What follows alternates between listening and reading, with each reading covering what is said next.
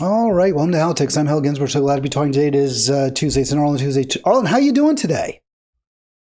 I'm doing pretty good. I can look outside and see some rain falling, which this state really needs it. We've had a pretty dry, weather here in Vermont, and that's not good. So we're glad to see some rain coming down, and it's supposed to be forecast for the next couple of days. So that'd be nice. The East Coast has really been in drought conditions, I think, up and down, and certainly here in D.C. as well. The grass is turning pretty brown, and the trees definitely could use a nice dousing. So hopefully you'll get that in Vermont. You said it is raining a little bit, or it looks like it might rain? It's raining right now. I can look outside. I could see some leaves changing colors, and I see the rain coming down. So I guess that's a good thing. Yeah, that's nice. It's a fall rain and just what you need. It is the high holidays in the Jewish religion, both Arlen and I, culturally Jewish, I guess ethnically Jewish, raised Jewish. I've been very critical, certainly the actions of the self-proclaimed Jewish state. Arlen also maybe a little bit less so, but I do want to wish you a happy new year in our religion, Arlen, to the extent you celebrate it. So happy new year. Well, same to you, Hal. And I forgot to light the candles last night, but I'll make sure I do. No, do I'm we just light joking. candles? I don't know that we light candles on Rosh Hashanah. That's like Hanukkah and the Shabbat, but I don't know about. Well, it is the Jewish New Year, and I think it lasts for a few days, but I'm certainly no expert on I think you're getting those new holidays confused, but I could be wrong. It's kind of a rougher New Year for us. We always have celebrated, as long as I've been married to my wife, and even before when we were dating, I would often, not always, but often celebrate with her family. Then after her dad and sister died, with her mom, and now her mom is not in a condition where she can really enjoy the holiday. So it's a little bit rougher in our family for that reason, although in some ways easier, not all the cooking and etc.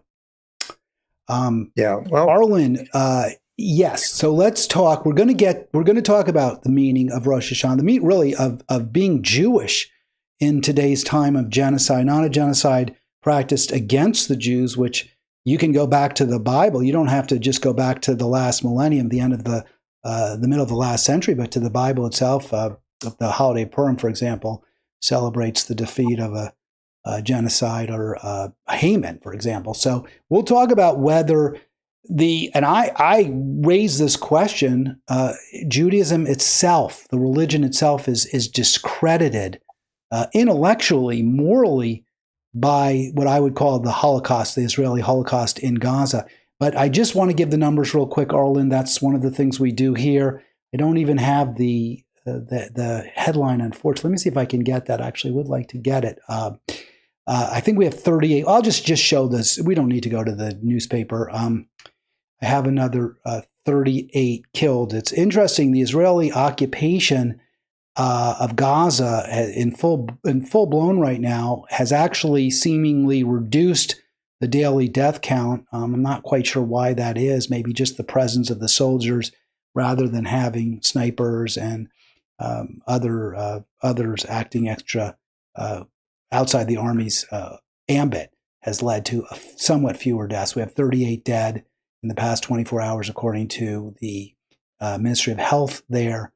And we got to 65,382 official, and Trump and Netanyahu responsible for a little over 12,800. Just horrific story there, Arlen. It's just always bad. Some people don't want to hear about it. I know I've had people say, don't talk about this.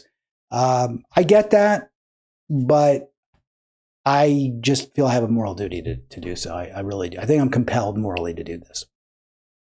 Yeah, I mean, right now it's the worst atrocity going on in the world. I think with so many people being killed, so many civilians being killed, women, children, it's just, has to be paid attention to, and Israel has to be pressured by somebody or the world to stop doing what it's doing, because, there's just too many people that are losing their lives.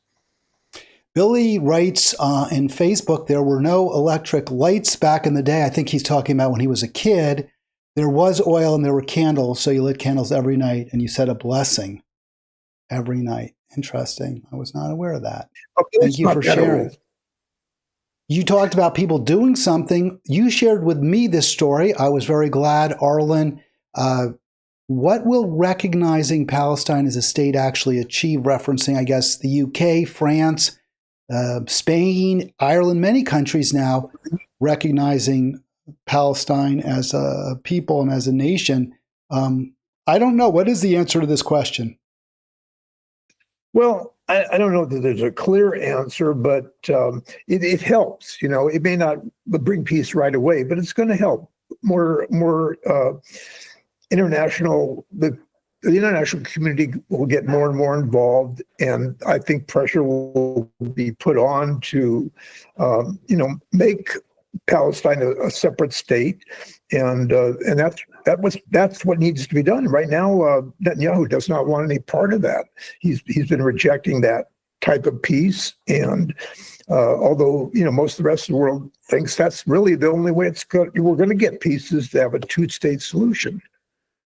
Yeah, or one, as I've often stated, but the problem right now with the two-state solution, I heard Max among many problems, the one thing that Max Blumenthal was talking about is we don't know what it would look like, because basically Israel has taken control and occupied both the West Bank and Gaza as well. So where would this second state, this Palestine, be? I think is an important question to ask. Yeah, it is an important question, and I can't help but think it back to when Donald Trump was saying he would come in and build these hotels and resorts and casinos and make it a really nice place to be. Well, obviously that's not going to happen, and yeah, Gaza will be a real mess for a long time. So I hope the international community could come together and bring the kind of money necessary to make it a decent place to live.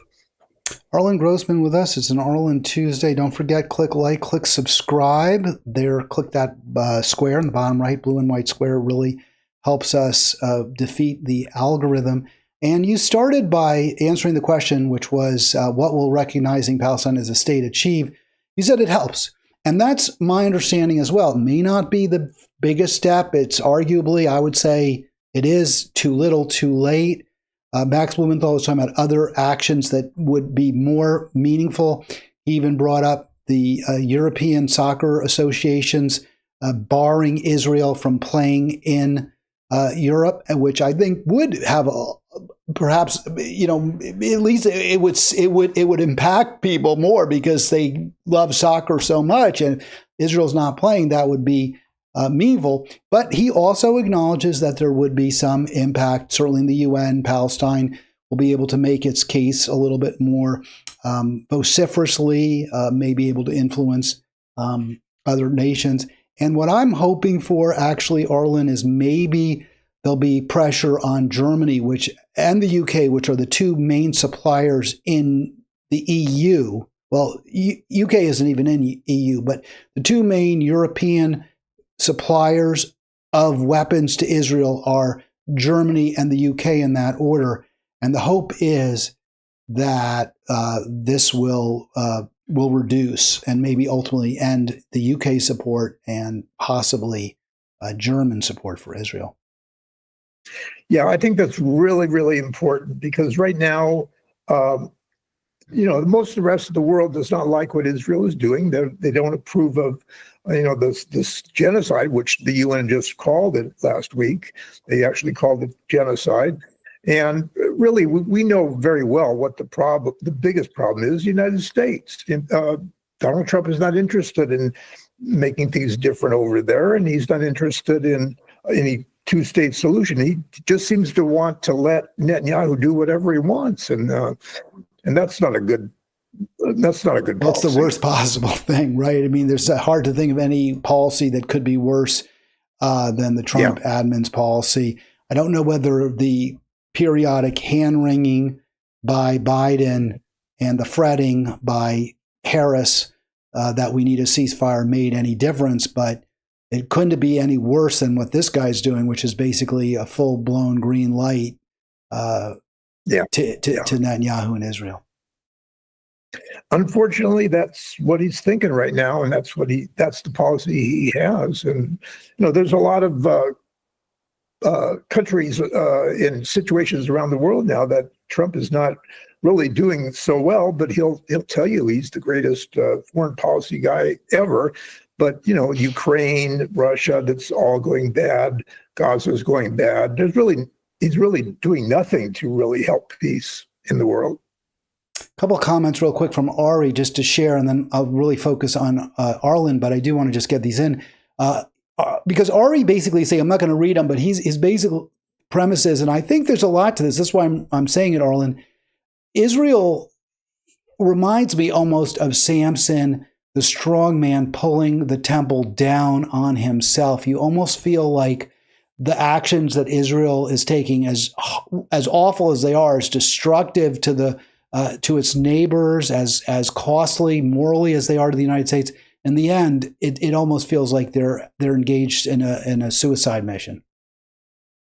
Well, what they're doing, they were doing for the last few decades, is building up their military. Now they're by far the strongest military in that region, and no one can really challenge Israel. So they're taking advantage of it. Netanyahu is, and he's trying to get everything he can, including making sure there's no Palestinian state. So, yeah, unfortunately that's the way it is right now.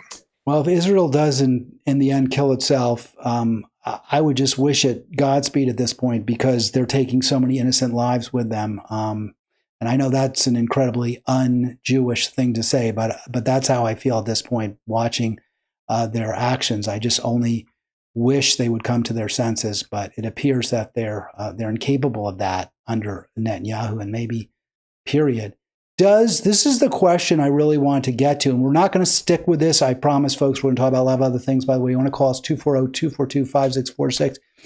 But does the current actions of Israel, and really going back decades, when you consider the treatment of Palestinians as second-class citizens, and also even, and I know you like the idea of a two nation, what is it, two-part state? What do you call it? A two-state solution.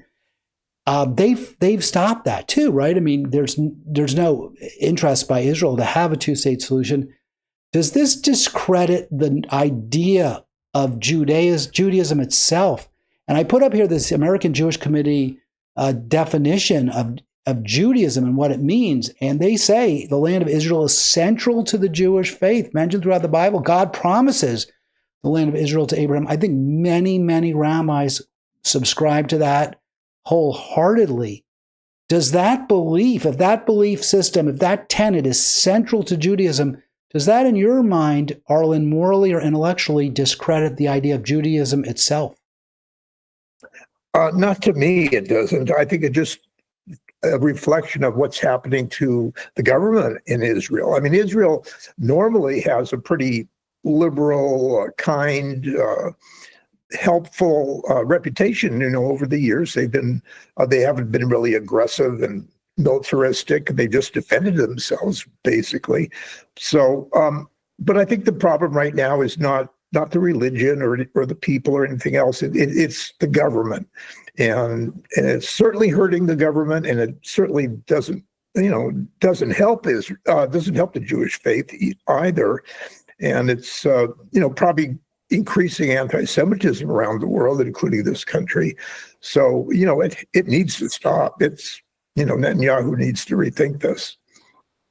I mean, I know a lot of historians and scholars would take issue with some of what you said, Arlen, at least about Israel being peaceful and a good neighbor in the past. I mean, I don't want to belabor that or argue about that point, but I guess the question I really have is, if you have to support Israel, if Israel being a Jewish state, if it's part of God's covenant with the Jews, then I guess that does raise in my mind the viability or the legitimacy of the religion, because it would seem to exclude or deny the rights of others who are in the same area.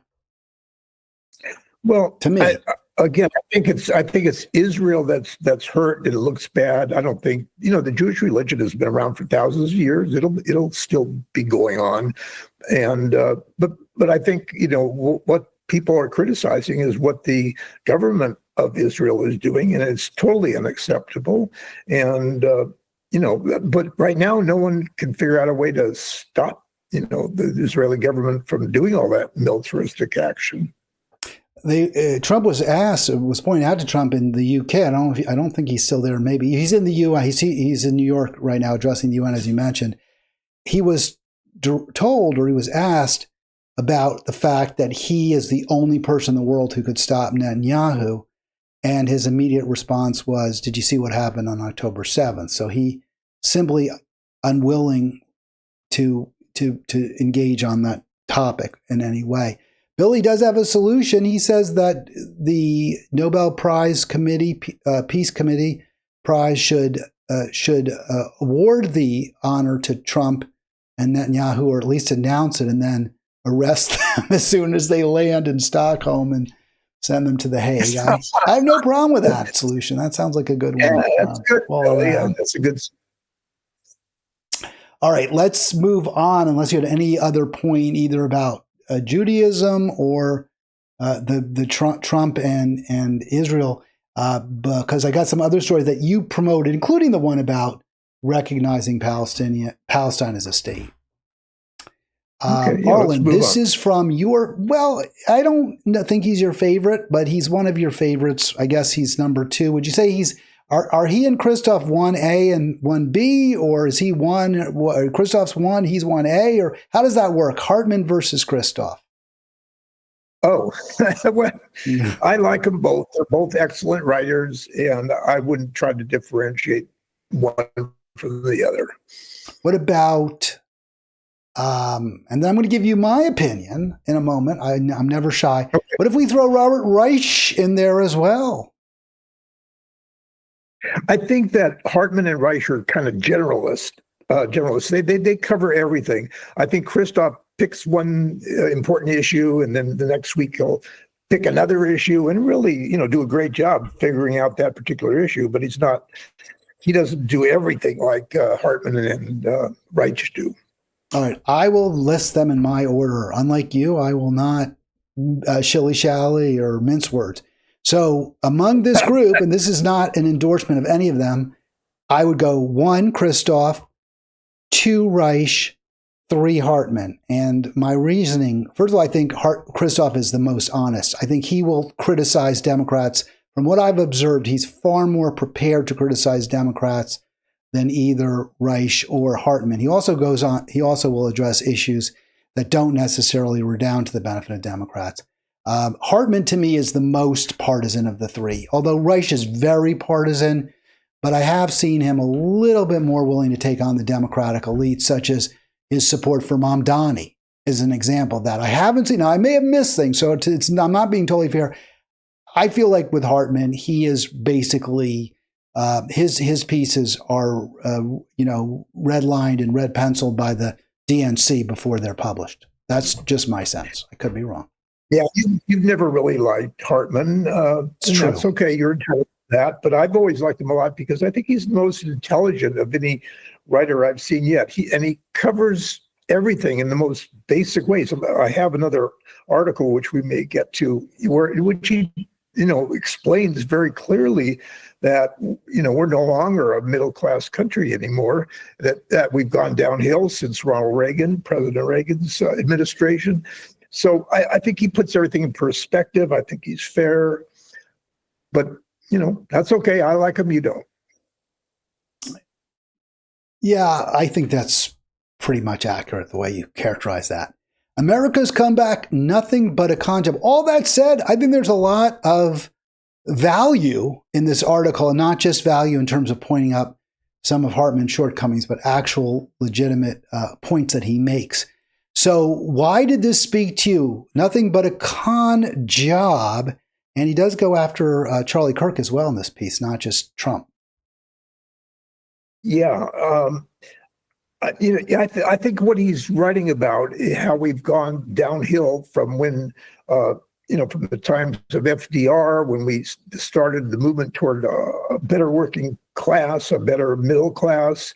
And we're doing quite well until Ronald Reagan got in there, and then things started to go bad. And Reagan, like and other Republicans, have just promoted the rich people, the corporations. And during that time, the average working family is losing ground. And I don't think most people really understand that, especially those who listen to Trump. Well, it's interesting Trump because actually, I think there, Arlen, you may or may not be pleased with this survey. This is a Fox News survey from just earlier. And I'm sharing this because I felt as though it's consistent with what Hartman writes, but is also very relevant to this conversation. So this is a Fox News poll. Look at this. This is has Trump. This is Fox. So presumably it's mostly Fox viewers. High percentage, relatively high, voted for Trump. Has Trump admin made the economy better or worse? Only 30% say better, 52%. So a very, very significant majority between better or worse go with worse. They're saying Trump in just a short period of time has made things worse. 18% seem. I looked at the comments on this, Arlen, and again, this is at the Fox website. Mostly were like, who's saying it's better? Like the people who commented couldn't even grasp the idea that it's gotten better under Trump. So I think there's a general sense that this kind of economy for the wealthy, including one that's led to stock market records, is not benefiting the great majority of Americans.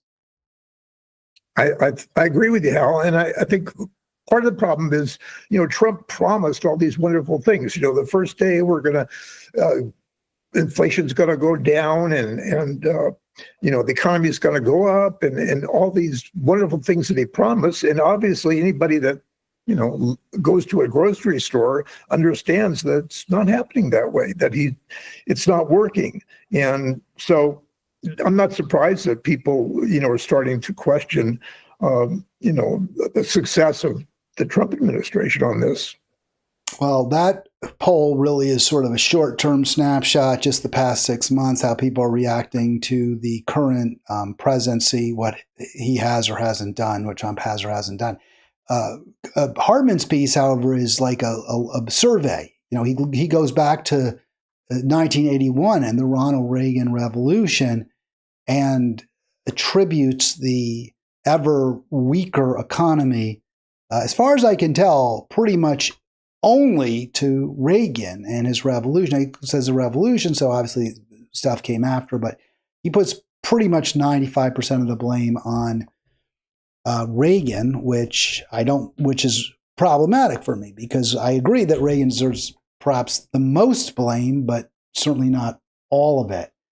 I think that's the problem. But before we get into those specifics, and I think they're relevant to our conversation around the question I'm going to ask you now, do you think the Democrats are taking advantage of the blame that so many Americans are heaping on him, including right of center Americans, Trump voters, are heaping on him for their current economic woes? Are Democrats taking advantage of that? If so, how? If not, what should they be doing differently? Well, as I've said many times before, the problem with the Democrats right now is they have no power. They have nothing that they could really do right now. And so I'm sure a lot of them are saying the right things. They're talking about, the bad things Trump is doing and how the middle class will be so much better off with Democrats. But, they're not going to be covered by the press as much. You know how Trump just takes in all the attention, and whatever he says is, promoted by the mainstream press and almost all the press. So I think the Democrats are really in a bad position, but they do have one thing that would help them, I think, and that is whether they fund the government or not, because there's, it's coming up a vote on whether we'll fund the government. And if the Democrats say, no, we want to negotiate, then maybe they could, things could change a little bit and people could see what the Democrats really want. And, that I think that would be helpful. They can't just give up like they did the last time. All right, this is Halitics. Arlen Grossman is our co-host today. I want to say guest. He's our co-host. If you want to join us, 240-242-5646 is the phone number. It's right there on your screen. I always get a little bit, I don't agree that the Democrats have no power. I think there are a lot of areas that they do, but let me give you a couple of examples. What about in states that are truly blue, where there's a true Democratic trifecta, Democrats controlling the governor's mansion, the legislature, and presumably even the courts? We see states like California, Maryland, my home state now, I believe Vermont, and also they used to have a Republican governor. I think he's a Democrat now. Massachusetts, New York. I'm sorry, was I incorrect about Vermont? Governor Scott is a Republican. Okay, Scott is. He's a moderate. Yeah. So we'll take Vermont out of that list then, but the others I'm pretty sure I'm right about, meaning Massachusetts, New York, Maryland, California. These are wealthy states. They're big states. They're high-profile states, all of them. Illinois, I think, fits into that list too. Why don't those states come together and say, okay, well, Trump's not going to do the right thing. We are in our states. We're going to raise taxes on the rich. We're going to guarantee health care to all of our citizens. We're going to have powerful, meaningful, impactful jobs programs that will improve our economies. I mean, and we'll show the nation just how good things can be under a democratic governance. I think I've seen that. I think I've heard of many blue state governors that are, criticizing Trump and trying to do what they can, but they're only in, a certain number of states, probably a little bit less than half of the country. But you have people like Newsom and a few others that are really, coming on strong against what Trump is doing. So I hope they continue to do that. Yeah, I guess I'm more talking about the National Democratic Party not having any power because they don't. But the governors, you're right. I mean, I guess what I'm again saying, just in terms of the states, yeah, sometimes Newsom says some critical, he makes critical statements of Trump. But again, he also had said, I believe he was going to veto universal health coverage in California. I mean, why not right now model for the rest of the nation truly progressive policies that will improve the quality of life for the people who live in those states? I think that's something Democrats absolutely could do. I get what you're saying about the national Dems. Why not then, in terms of the national Democrats, it's true, they can't pass laws, but they can start campaigning now very aggressively in advance of the midterms and say, this is what we're going to do. We're going to repeal the horrible DOGE cuts to essential government services. We are going to we're not going to boost the government deficit. We're going to reduce it by by passing tax hikes on the billionaires, including Trump, and let him, if he wants to veto, if that's on him. I think there are ways Democrats can go out and speak as one in support of truly progressive policies, the exact policies that, by the way, Thom Hartmann extols pretty much, not completely, not as much as I would like, but many of the policies he extols in his column. Yeah. I think, that yes, I'd like to see the governors do more and, make some of those changes you're talking about, improvements. But, it's not easy. Sometimes there's just not the money to do it in a lot of states. And there's some pushback, along the way from, the other party. And I think they are trying. Many of them are trying, and a few of them are looking ahead to possibly even running for president in 2028. So, yeah, I like to think they're starting to do that. Okay, let's get to the Hartmann piece. Then he attributes to what he calls the Reagan Revolution some really bad outcomes in our country. Only half of us are in the middle class. I wonder if that number is actually lower than half, less than 50% now are below middle class, or more than 50% are below middle class. As I understand it, 40% or more of Americans have less than $10,000 in the bank. That to me you're not middle class if you only have $10,000. You're pretty much living paycheck to paycheck. Middle class to me means you have a real cushion, and so many Americans don't. He talks about college. Go ahead, Arlen.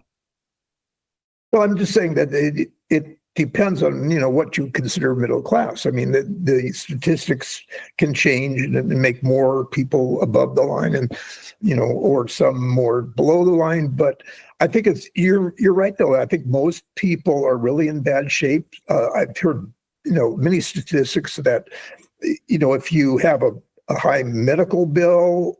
You can't pay for it. Any kind of situation like that, most people don't have more than just, a minimum amount of money in the bank to get them by maybe 1 month, but then they're out of luck. It's really bad. It's really bad. He talks about college debt. He talks about homeless bankruptcies and homelessness due to medical emergencies. He talks about the epidemic of mass shootings in this country. And I think those are all fair. I could pick nits and I could blame Obama for not, Obamacare did not reduce the number of medical bankruptcies. It didn't really tackle the problem head on in any real way. The issue of the dying middle class, I think a lot of it can also be blamed on the free trade deals, which both parties promoted. So there's a lot of issues there I could, point out, but I think it's fair. The Reagan tax cuts were devastating. He did move us more and more towards a for-profit healthcare system, whereas before it had been nonprofit. These are very fair criticisms. My issue, again, is always, where are the Democrats? How come he doesn't mention Bill Clinton? He doesn't mention the free trade deals that Bill Clinton pushed through and that Obama pushed through. He doesn't mention mass incarceration, which was devastating for African-American families, especially that was pushed by Clinton. So I think this is where I really get very, very, very frustrated by Hartman, because I think it's not just that he's got incredibly selective history, but I think he hurts our cause. I think he hurts the progressive cause by refusing to acknowledge the democratic failures. Yeah, I don't know if he has or hasn't done that kind of criticism or not, because I don't read all this stuff. But I think generally his point is it's the Republican Party that has, if you look today, all the news is good for rich people, but bad for the rest of us. Everything you talk about, whether it's college, healthcare, it's all gotten worse in the last several decades. And, we need to figure out why that is. I think you blame Republicans mostly, but sure, the Democrats also did some bad things and share some of the blame, but I think it's mostly the Republicans. So Hartman here goes on about Charlie Kirk, and he challenges much of Kirk's worldview, which I thought was very fair. He notes, and I didn't look up all of this. I assume he's being accurate. He says Kirk wanted to replace a progressive income tax with 10% flat tax. He calls unions cartels. I'm sure that's accurate. College tuition, he opposed plans to reduce student debt. I looked that up. He has a link, does Hartman, that seems to accurately reflect what Hartman wrote for Fox in an op-ed he had published at foxnews.com, I believe. And I looked this up because he did not have when I say he, Hartman does not link to the particular statements by Kirk where he opposes universal health care and calls the VA an example of failed government-run healthcare. But that's true. He did do that, and I'm going to play the clip in a minute, because to me, all of this, Arlen, is why I personally have really do feel that Charlie Kirk was a very problematic figure who did a lot of harm. And I used some language I regret after he died, because it was divisive, and it didn't. It put people off that I wish I hadn't put off. But the bottom line remains, this guy pushed policies that were bad for poor, struggling, working class Americans, much like many Democrats do. I criticize the Democrats for doing it. I'm sure as heck going to criticize a Republican who does it. He pushed policies that hurt our country. And for that, I'm not going to apologize calling those out.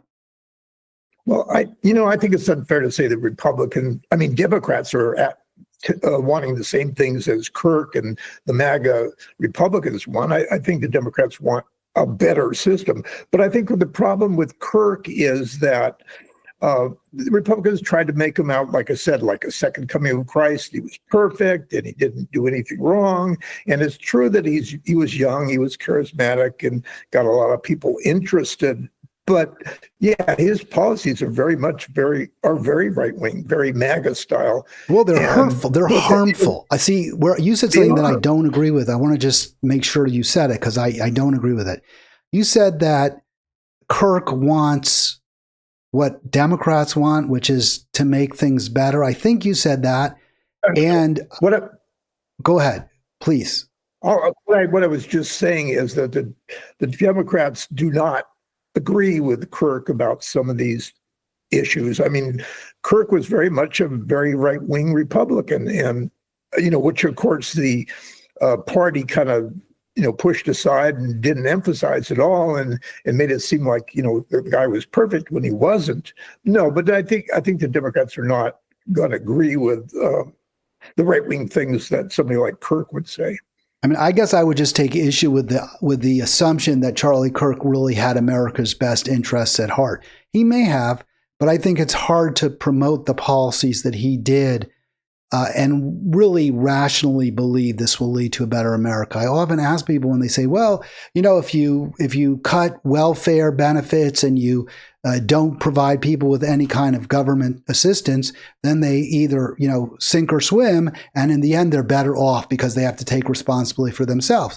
So people will say that. And I'm like, okay, could you show me an example of a society where that's worked? Because I'm not aware of any where you have basically this sort of libertarian ideal that we're all, on our own and we all can do fine just if we try. I'm not aware of any societies where that's worked. And even if you can point to a couple of hard workers who managed to, pull themselves up by the bootstraps, are you willing to sacrifice millions of children, have them working in factories or sleeping under bridges? Because in the end, this so-called system works better.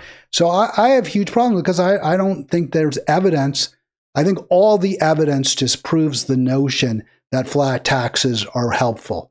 I think all the evidence just proves the notion that when you destroy unions, working class people are better off. I think all the evidence just proves the notion that colleges should lead to a lifetime of debt. And I think all the evidence refutes Kirk's notion that for-profit healthcare is good for the public. And I have a clip. I want to play this clip because he said this. I wanted to share because it's either. I don't think he was a stupid person. He was very glib. I don't think he was any kind of a genius or intellectual. Clearly, he was not. But he was glib. He was clearly understood how to communicate in an effective style with many people. I don't know whether he believed what he was saying. I think he knew it made him a lot of money to say these things. So let's play the clip. I'm assuming you're against universal health care. Why? I just want to know why. Well, first of all, it's not a right. Second of all, we have... All right, so let me stop it there. So he just says flat out, it's not a right. Well, I think we get to decide what's a right as people. And it should be a right. We should recognize as human beings that all of us when we're sick, all of us when we're injured, all of us when we have a child who needs care should get it without any fear of running into debt or losing our home or not being able to get it at all. So you can say that in this super quick way that, first of all, it's not a right, as though that's the end of the story. But you're wrong, Kirk. It's a mean-spirited, nasty thing to say. And it should be a right. And if you were a truly good person who cared about America and were deserving of all the applause and praise you're getting, you would be saying, we need to make it a right. But that's not who you are. Well, go ahead, Arlen. I totally agree with you on everything you just said. I mean, Kirk was not a good person. He would be bad for the country if his point of view was taken seriously. But I think that the Republicans kind of de-emphasized that. They didn't talk about it after he was shot. What they talked about was a great guy he was and a family man and, all these wonderful things. But they didn't talk about his views on various issues, which are, of course, are very right-wing, very MAGA. So, which now, they agree with, but they agree with his views. They agree with this stuff. Let me play a little more here. Just want to play a little more, Arlen. Tried universal health care on Native American reservations and the VA, and it's a complete and total disaster. All right, so what he said there is exactly what Hartman said. He said that the care, a universal coverage provided at the VA He also mentions Indian reservations. I really don't know enough to speak on that, but he says also that care provided at the VA is a complete and total disaster. Those are his words. That's just false. I mean, that's just provably false. He was lying to his audience. He was lying to whoever heard that. And he was just trying to win points, score points in an argument, rather than come up with solutions to serious problems. So you can see this here. Survey finds, this is one of many. They all show this. There's none that show differently. Survey finds greater patient satisfaction with care from Veterans Administration versus community. And then going on, patient satisfaction is higher with care received at VA hospitals than most community facilities. In fact, VA hospitals, Arlen, outperform non-VA hospitals on all 10 core patient satisfaction metrics. So given that fact, what Kirk said is provably, demonstrably false. VA care has been the opposite of a disaster. It has been the best thing for veterans that could be imagined. Yeah, you're right, Al. But I think the problem is that the Republicans have built up Kirk after he died, and they don't talk about these kind of issues. They just think, hey, the guy, knew what he was helping people be more conservative and pro-Trump, and but they don't talk about specifics. Most people don't know about these specifics. Some of the ultra-right-wing views of his. I think he's just made into a kind of a godlike creature. And if you dare to criticize him or say anything that's not, perfectly positive about him, you get in trouble. Do you think the Democrats made a mistake in voting in the Senate or in unanimously agreeing to having a Charlie Kirk Day on October 14th? Do you think that was the right move by Chuck Schumer, Bernie Sanders, Chris Van Hollen, and the like? Because not one of them said no. Not one of them objected to the Republican idea there should be a Charlie Kirk Day. Yeah, no, I'm not happy with that. The Democrats are just trying to, cover their asses. They don't want the Republicans to say, "Oh, you guys are responsible for Charlie Kirk dying," so they're just trying to not get in trouble, I think.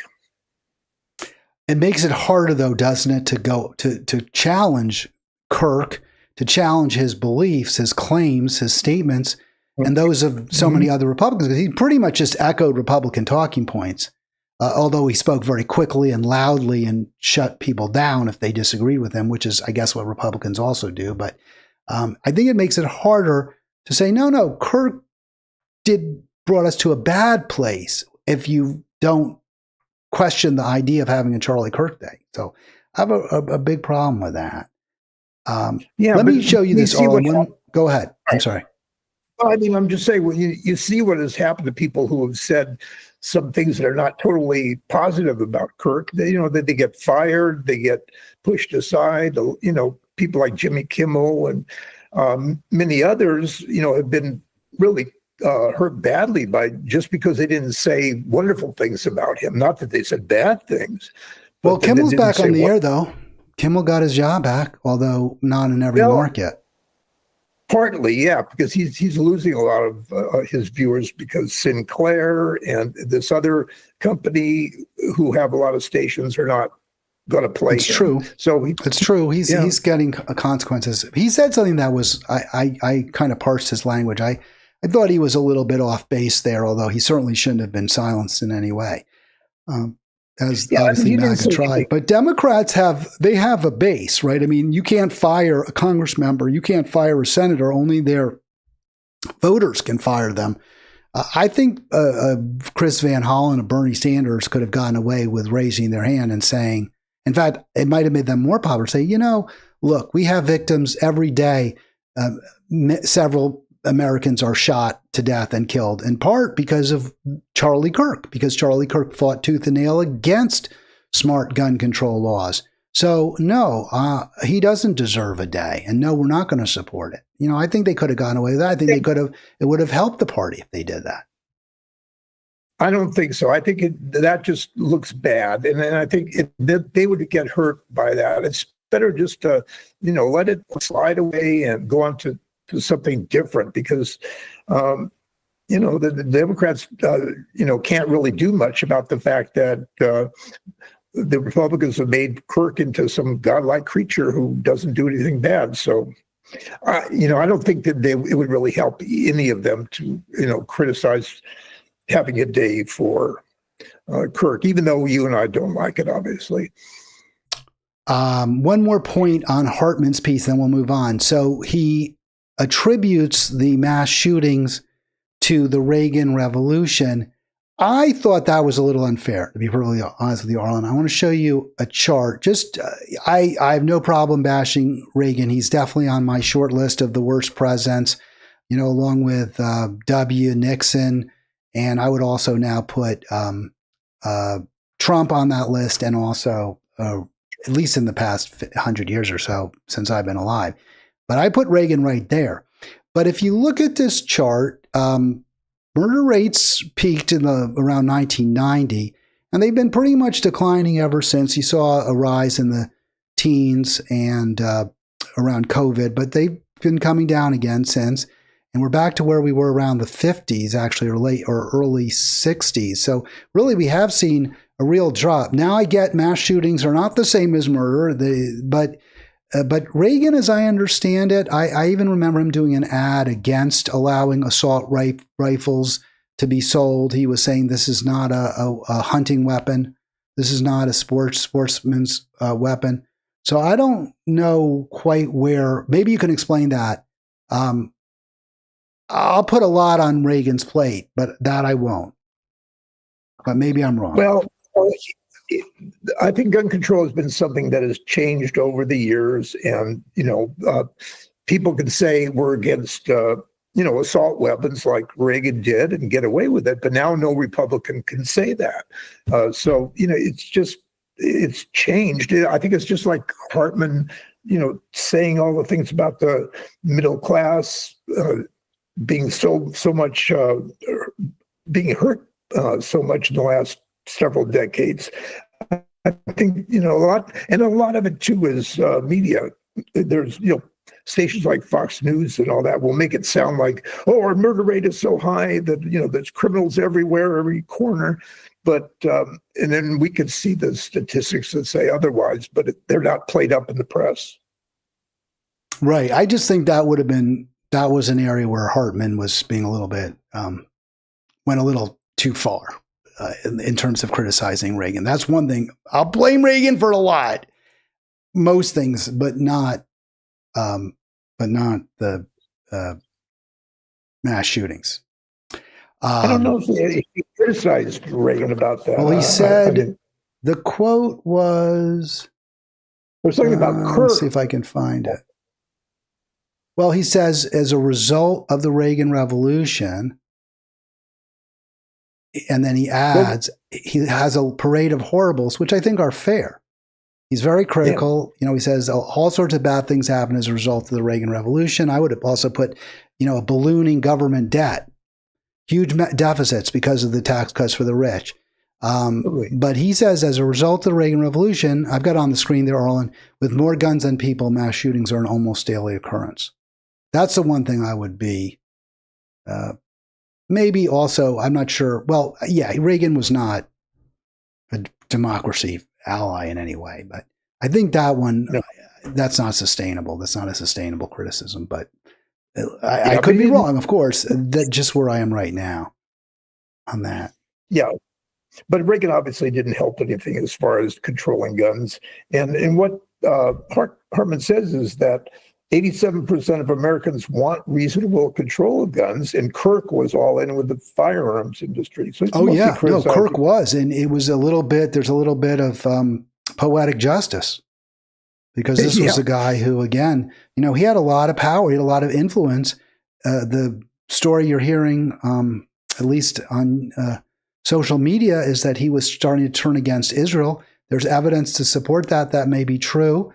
That certainly causes me to slightly revise my opinion of him in favor, or less critical of him. If he was really turning against Israel, that's a good thing. But, on so many issues, he really, in my view, took positions, and I think it's demonstrably true that he took positions that were harmful to the people he called his supporters, his followers, the people who, for whatever reason, liked what he had to say. Yeah. Arlen, you don't see go ahead. Yeah. Yeah, you don't see anything about his policies being promoted. Nobody really talks about that. They're just talking about what a great guy he is, that he influenced so many people, and he got college students involved and all that. But I don't see anybody talking about his actual policies. So, well, it's a great point. That's a great point. In fact, people who have quoted him, his words have been, pilloried for it, criticized for saying this is what he says. And I think that's so ironic that Kirk supporters go after journalists and others who have said, no, this is what Charlie Kirk said about guns, that it's the Second Amendment. We have to sacrifice a few people because to protect our freedoms. That was one of his comments about the Second Amendment. The statement about the VA that I just played, he made some comments about African-American women who had received who acknowledged getting affirmative action, which, they were mean-spirited. You can argue that, well, he wasn't saying that all black women aren't intelligent or whatever, but the way he phrased it, he had a certain gleeful way of kind of poking at people, trying to hurt, make people feel bad. And, I think that was very, very harmful. So I'm not a fan. Yeah. You say, Arlen, and we get to, go ahead. I'm sorry. Go ahead. He's definitely very right wing, but I think the most telling thing about all of this is all the criticisms that somebody like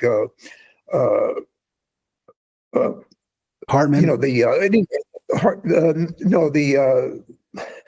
Jimmy Kimmel and others have been about, they've said things that weren't directly critical of Kirk, and yet they still, got in trouble for it, and yet. The craziest thing of all is the thing that the Fox News guy said, Brian Kilmeade on Fox and Friends, who literally said we should kill people who are homeless in America. I mean, and he's still working. These others who really didn't say anything that awful are, losing their jobs, and that tells you a lot about this country. Well, after Kilmeade made that statement about homeless people who are schizophrenic and don't take their medications, he said they should either be forced to take the meds or be, I guess, killed, given the death penalty. I can't remember the exact words, but clearly that was the meaning. There was an attack on 2 homeless camps in Minneapolis this past a week ago, Monday, which was in the wake of the Kilmeade statement. So you do wonder whether they provoked the violence. Those statements provoked the violence against homeless people in Minneapolis. It's certainly not a huge stretch. I did not want to, I forgot to say this, Arlen. I was thinking about this when you were talking about how Kirk's words themselves have kind of been left to the sideline in the midst of lionizing him. And that is true. And those who quote Kirk have often been criticized for doing so. And I was comparing him to a man that he has been compared to some on the right are saying he was like a Dr. King, which I find very offensive to besmirch Dr. King's memory in that way. But after Martin Luther King was shot, there were countless newspaper articles, there still are, where he's quoted directly. And those articles are in praise of him because his language was so beautiful, because he was such a great wordsmith, and because he was trying with his language to make people better, to make our country a better place, to make sure everyone has health care, to bring about peace, to protect working people, of course, for civil rights. That's what he's most known for. But beyond that, he was on the side of all poor, struggling, working class people. And that's very, very different, clearly, from Charlie Kirk. And not only that, Charlie Kirk was very critical of Dr. King. He had a lot of criticisms to make, and he really disparaged Dr. King. So, yeah, that just shows you, what you're talking about is correct.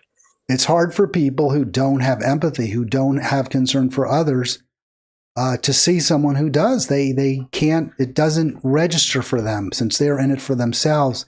They can't really grok or fathom someone who really is doing it because of their concern for other human beings. That's beyond them, and so they attribute the worst motives, and it's very painful for them. Arlen, Yeah, I think you say you all I shouldn't say always, but I think you'll agree. You do tend to excuse what I would say is democratic inaction and democratic failings with the excuse that they don't have any power. But they do have the power to rally behind Zoran Mamdani and say that his policies are the ones that they'll adopt. He's doing really well in New York City. Are Democrats taking advantage in the way that you think they should of this apparently bright new star in the Democratic firmament? Yeah, no, I totally agree with you. I like Mamdani. I think he would be a great candidate on the order of somebody like OAC. But, there are moderate Democrats, unfortunately, and older Democrats who are scared of, the kind of policies that somebody like Mamdani is talking about. And so they don't want to take any chances. They'd rather go with something safe like Cuomo. But no, I hope this guy wins. He's ahead of the polls, and I think he will.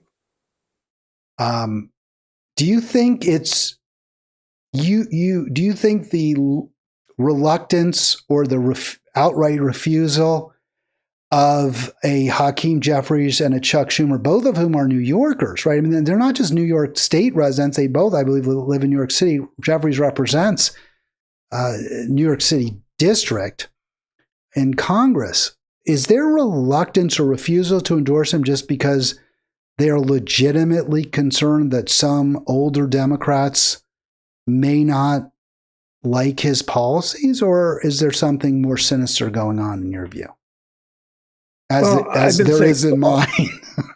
Yeah. Well, I've been saying for a long time that the Democratic leadership really needs to change. I think they're too old, they're too conservative, and they need to have a larger contrast, a bigger contrast to the Republicans, and have a few more progressive positions. And so I'd like to see younger candidates, stronger candidates like Mamdani, come up there and win. And that's the way we're going to have any change in this country. If Mamdani does win, and it certainly looks like he will in every recent poll, at least over the past 2 months now, he's up by 20 points. 20 points in this Suffolk University poll, 45%. Even if you take out everyone but Cuomo and Mamdani still wins in a number of polls. Given that he's almost a shoo-in now, do you think that spells disaster for Hakeem Jeffries continuing as the Democratic leader in the House? He has said if Mamdani wins, he will no longer be the House Democratic leader. Do you think that's accurate? Ooh. I hope they hold him to that because, I think he needs to go. And if he said that he will, if Mamdani wins, then they should put pressure on him to get out of there and have a younger, more progressive person leading the Democrats in the House. Well, I don't think Jeffries is that old, right? Schumer's old. I think Jeffries is what? Is he still in his 50s, maybe? Maybe I'm wrong about that. Maybe he's a little old. Yeah. According to, now this is news, according to The Hill, I hadn't seen this. I'm not sure how old Hakeem Jeffries is. I'll look him up real quick on Wikipedia because he may be in his early 60s at this point. I think he shaves his head, or cuts it short. It's hard to tell.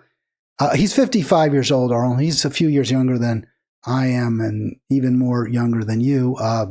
So born in August 1970. So he's, I guess for a Democrat, that's kind of a spring chicken, right? 55. Yeah, the problem is not his age, obviously, in his generation. The problem is he's just too mild, too moderate, and he's not willing to take chances. And he should be promoting younger candidates like Mamdani who are willing to take on the establishment and willing to take on corporations and billionaires. So, that's the kind of leadership the Democratic Party needs. I agree, but I think, but Jeffries is very tied into that establishment, and that's how he got the power that he has. So he would certainly Right. be biting the hand that feeds him. I'm sure is how he perceives it, and where he would hope to go with a nice, comfortable golden parachute when he finally leaves Congress. I think he's certainly looking out for himself, maybe not for his constituents. This is from The Hill. House Minority Leader Hakeem Jeffries said his long-awaited decision on whether to endorse Zoran is coming sooner rather than later. You know, if I was Zoran, I'd come out and say, keep your friggin' endorsement in your pocket. I don't even want it. You probably shouldn't say that, but it's obvious he doesn't need it. I expect to have more to say shortly. The governor's endorsed. The Speaker of the Assembly made the endorsement. So they both endorsed Mamdani. Yvette Clark, who's a friend of mine, made that decision. I guess she must have endorsed Mamdani too. They spelled Jeffries wrong here. They have an extra E after the two Fs. That's not how it's spelled. They spell correctly. I don't know. Don't these places have proofreaders? I noticed that. They did get it right in the first paragraph, but in the second, they added an extra E. So whatever. That's interesting, though, that he's going to, he makes a decision. But I guess he'll have to endorse him, right? There's nothing he can really do at this point after stating that. I didn't find where he says if Mamdani wins, he's out, but I didn't hear him say that. But I know he said that. That's what I'd like to see him held to, but I suspect he won't be. Yeah, no, that's not quite what he said. It was one of his big digs at Mamdani is if Mamdani wins, as I understand it, what he's saying is, and this is from a right-wing source, The Bulwark, Jeffries has reported to allies, I think this has been widely reported, if Mamdani wins, he, meaning Jeffries, can't become speaker. So what he's saying is, because Mamdani is this socialist, Democrats can't win if we elect him mayor of New York. It's ridiculous. Yeah, but he shouldn't have said that either. He should never have said that. Was a terrible thing to say. Now, the Democrats definitely need new leadership. They can't take on the Republicans. Republicans are just, they're totally all in and they're forceful and strong. And the Democrats don't look that way. The Democrats look weak. They do. They absolutely do. All right, one more comment on Mamdani, then we're going to move to one more story that you shared, Arlen. We've been on for over an hour, but I want to get your Pam Bondi story that you also recommend. Arlen come up with some great stories. Really appreciate that. Thank you. It saves me a lot of work. But I do want to also just share this. This was couple of things. This is from the Suffolk University. That's the latest poll, the one I just showed you with a 45-25 point lead for 20-point lead, 45-25 for Mamdani over Andrew Cuomo. This was interesting. David Paleologos. You say that 5 times quickly, Arlen. He, couple things there to highlight. I think he got this totally wrong, even though this is his poll.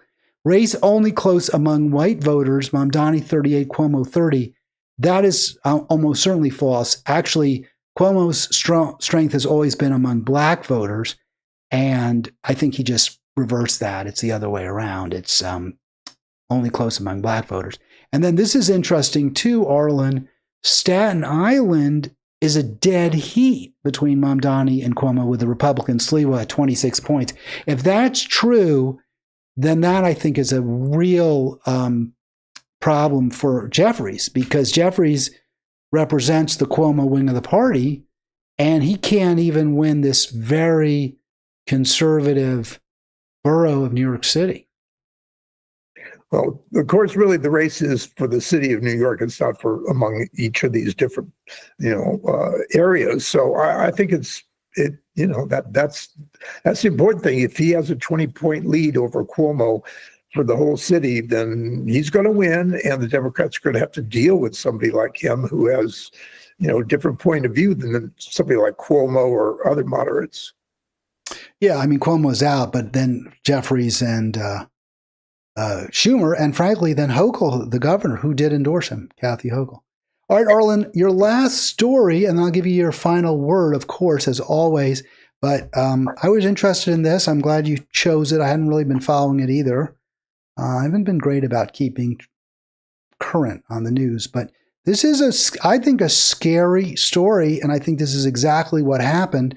New York Times getting it 100% right here. Trump almost threatening his attorney general that she must go after his political enemies. Is that basically what's going on here?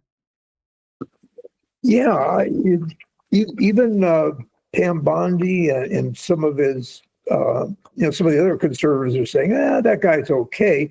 But Trump said something like, I don't know, but he was quoted saying, I don't care. I want that guy gone. So, in other words, Trump is pretty much doing whatever he wants to do. He's a dictator. He wants to be the dictator, and he pretty much is.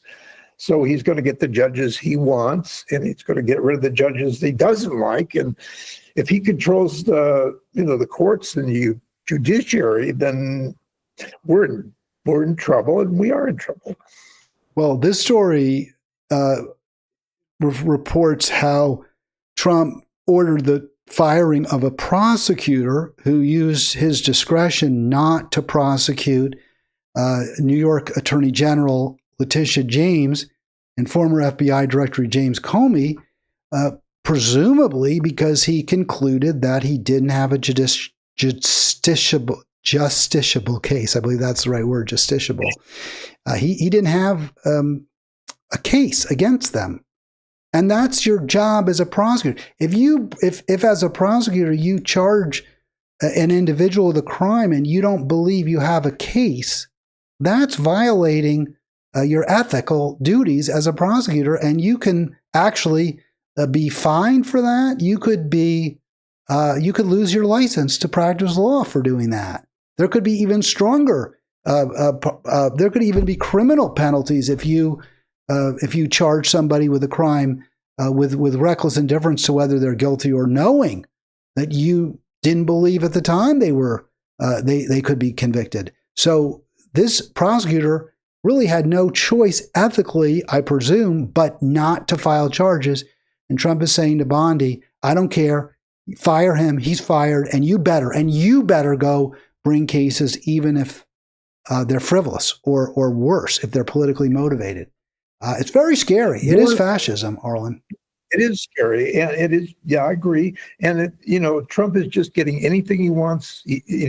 If he goes after every enemy that he perceives has said something against him, and and these guys, these judges, as we know, they're supposed to be independent. They're not supposed to be, listen to Trump, whatever he says. They're supposed to be independent. They've traditionally been that way, but not anymore. So, this country's in a really bad shape right now.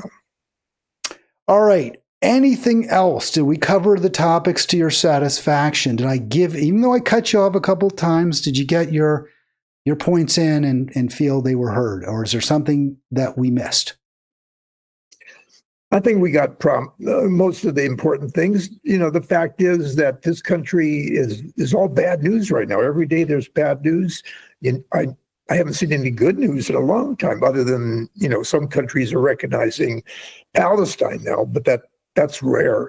So, there's nobody to stop Trump from doing whatever he wants to do. And he really is enjoying the feeling of being a dictator. Well, you said something that I tragically agree with 100%, which is there really isn't good news. I mean, we could go hunt around and find something, or that's pretty nice on the edges, but there isn't a lot of positives. I guess the Freedom Flotilla is getting some international support.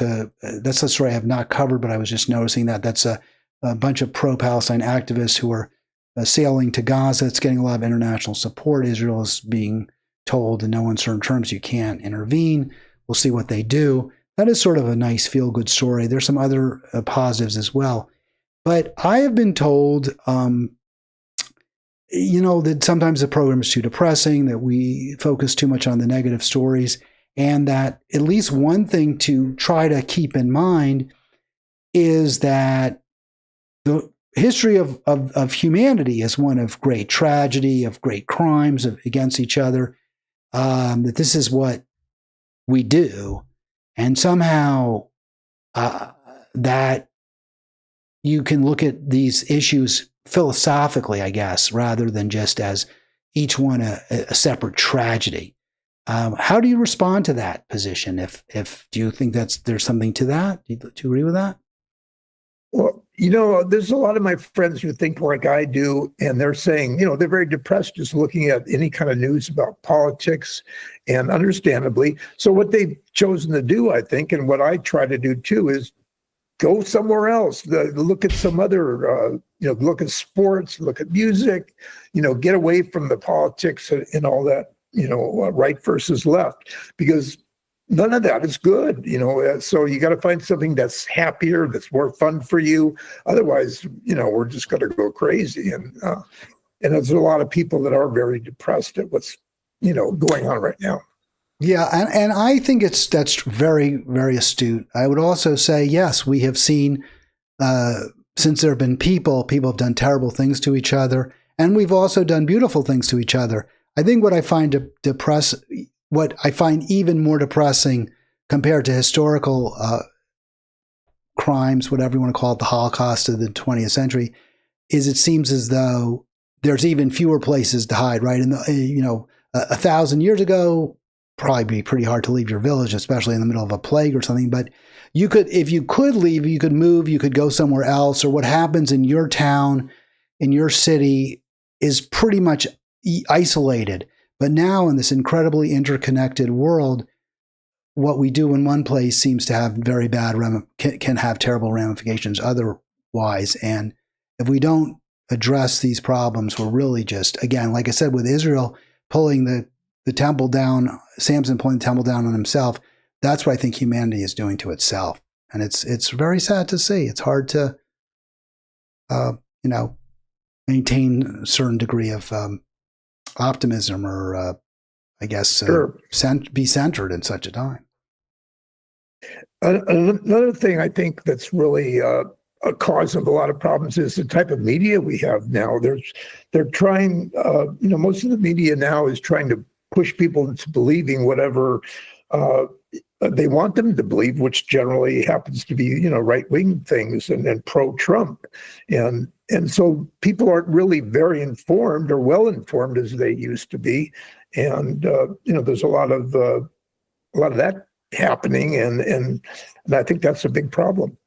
Well, certainly pro-corporate. Certainly the message from the media is going to be corporatist. It's going to be pro-billionaires, even if some of them don't particularly like Trump. And it's obviously a terrible problem.